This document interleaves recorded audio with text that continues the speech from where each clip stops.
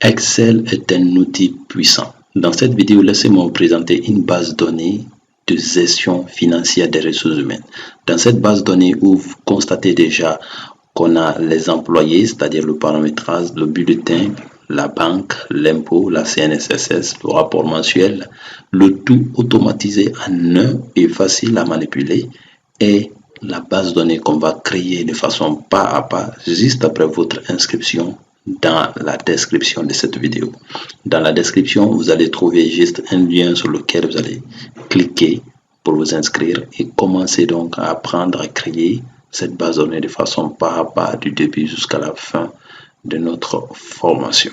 C'est pourquoi juste quand vous regardez au menu, vous aviez donc paramétrage entreprise, où vous pouvez renseigner toutes les informations sur l'entreprise, sur le gestionnaire et sur le directeur, car nous avons besoin donc de ces informations sur les rapports, comme le bulletin, comme la banque, l'impôt, la CNSSS. Et juste à côté, vous allez également voir des banques dans lesquelles l'entreprise a créé des comptes bancaires et dans lesquels les employés pourront être payés. Ces banques seront créées ici tout en mettant à jour, en fait, après un rapprochement bancaire, les soldes dans les banques. Et cela permettra simplement de ne pas ordonner, c'est-à-dire un paiement des employés dans une banque où il n'y a pas d'argent. Donc, vous pouvez constater juste en haut un menu de janvier, février, mars jusqu'en décembre. Et juste en haut, là, ça veut dire que la base de données peut être utilisée du 1er janvier au 31 décembre. Bien, donc quand on regarde un peu dans employé, c'est ici paramétrer l'employé juste après son recrutement. On peut le renseigner en fonction de sa date d'embauche, sa durée de contrat, et automatiquement on peut voir l'ancienneté évoluer au fur et à mesure, et puis la validité de son contrat.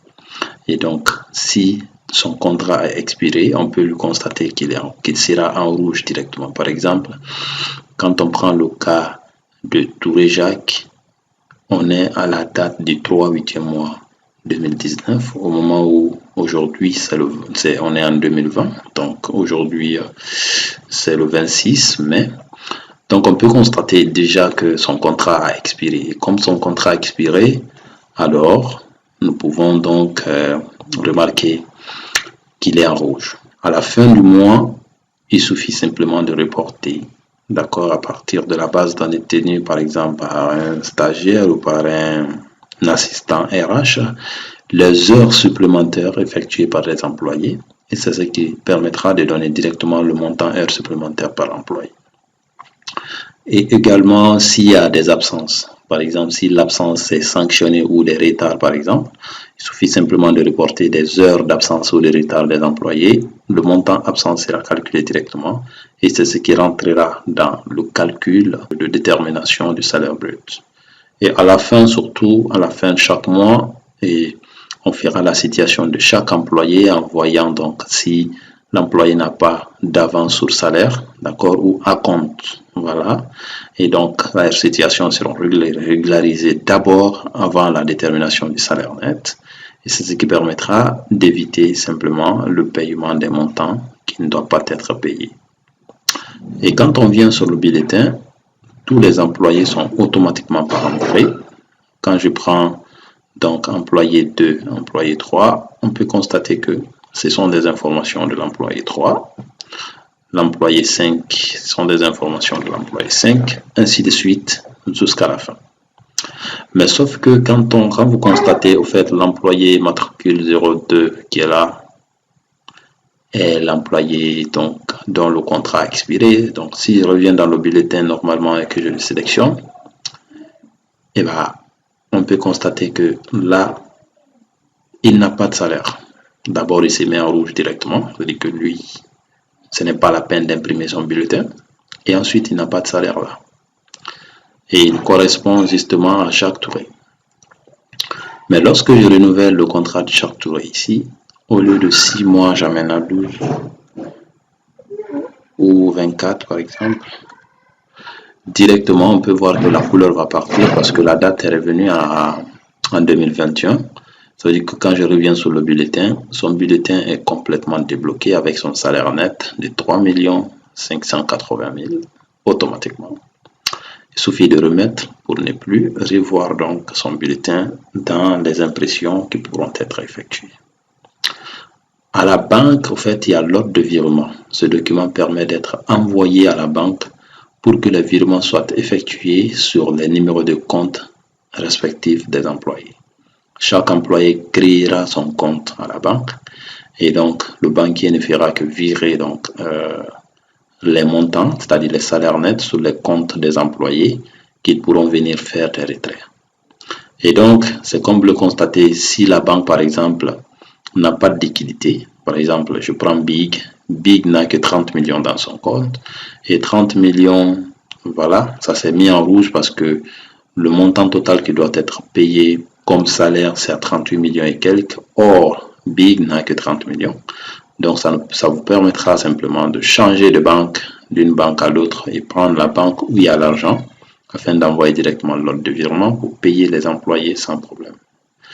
Et c'est comme vous le constatez, ici, on est à 38 millions et quelques. 38, 39, 39, 12. Lorsque je reviens, par exemple, de l'autre côté et que je mets fin au contrat de Jacques Touré, au lieu de 24, je mets 6, par exemple, et que j'essaye de valider, je reviens donc dans l'ordre de virement. Vous allez voir que le montant va diminuer. Pourquoi? Parce que il y a quelqu'un qui a son contrat expiré, donc son salaire ne va plus être payé à la banque, même quand on envoie l'ordre de virement.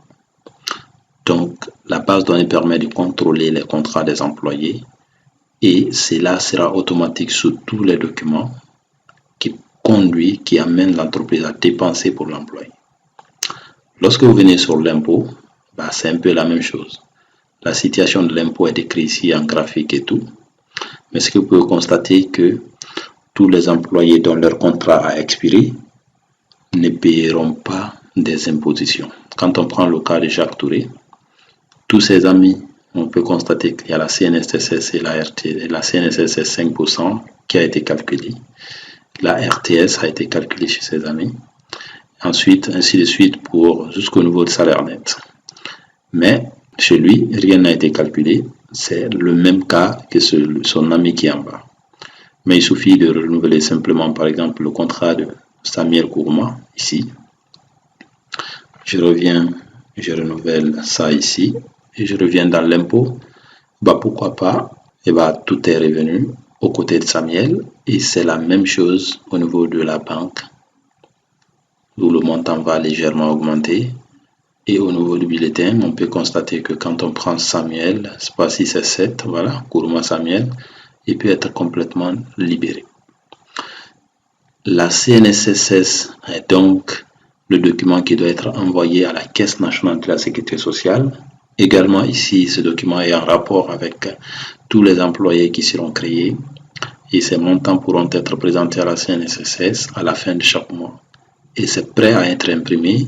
Tous ces documents d'ailleurs, chaque document peut être facilement imprimé ici. Il suffit de venir dans Fichier et puis on clique sur Imprimer pour voir directement le document se présenter là.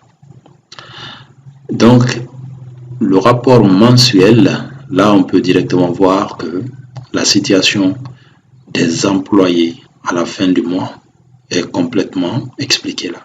Ça fait le récap de toutes les dépenses effectuées liées à l'employé au sein de l'entreprise. C'est-à-dire quel est le montant total payé en salaire net, c'est-à-dire ce que perçoivent les employés, parce que ça sort complètement de l'entreprise. Quel est le total des cotisations payées à la caisse? Qu'est-ce que la Caisse nationale de la sécurité perçoit? Parce que cela est lié à l'employé. Quel est le montant total payé à l'impôt? Et la somme des trois, le tout, donc fera le récap, c'est-à-dire faire la vraie situation du montant total des salaires payés, en fait, du montant total de la dépense liée aux ressources humaines. Souvent, il y a des gens qui le font avec des calculs en faisant simplement la somme des salaires nets, mais en réalité, ce n'est vraiment pas seulement ça. Voilà un peu comment va se présenter cette application. Allez simplement dans la description de la vidéo. Cliquez sur commencer et débutez à apprendre pas à pas avec moi, avec une assistance. Vous serez assisté à tout moment. que vous auriez besoin de moi. Je vais vous apprendre à créer cet outil. Et surtout, ce modèle, c'est pour la Guinée. En fait, ça prend en compte la réalité de ce qui se passe dans les entreprises guinéennes. Mais à tout moment, si vous comprenez déjà l'idée générale de comment elle s'est créée, vous auriez la possibilité de l'adapter dans votre propre entreprise ou en fonction de la réalité de votre pays. Lancez-vous et on se retrouve de l'autre côté. Merci beaucoup.